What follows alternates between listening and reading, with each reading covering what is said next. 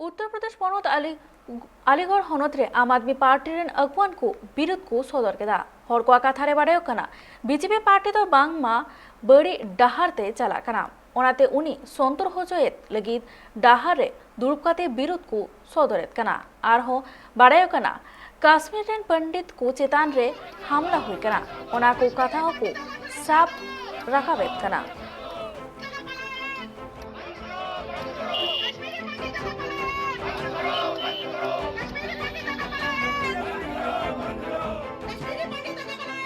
जो कश्मीरी पंडितों के साथ आए दिन जो ये पलायन हो रहा है उसको लेकर था। एक तरफ तो मोदी सरकार ये कहती है कि हमने धारा 370 हटा दी और दूसरी तरफ जो है पलायन हो रहा है। आप मुझे एक बात बताइए, मोदी सरकार, ये मोदी जी और ये गृह मंत्री हमारे अमित शाह सिर्फ पिक्चरों के प्रमोशन के लिए ही है कि लोगों की क्या कहते हैं आस्था और उसके साथ जो हो रहे घटनाओं के साथ जो है सिर्फ उनके आंसुओं को बटोरने के लिए हैं?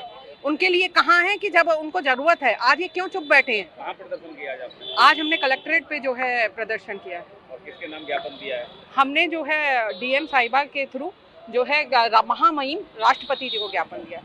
क्या मांग की है? हमने पलायन को रोकने की मांग करी है और कश्मीरी पंडितों को सुरक्षा देने की।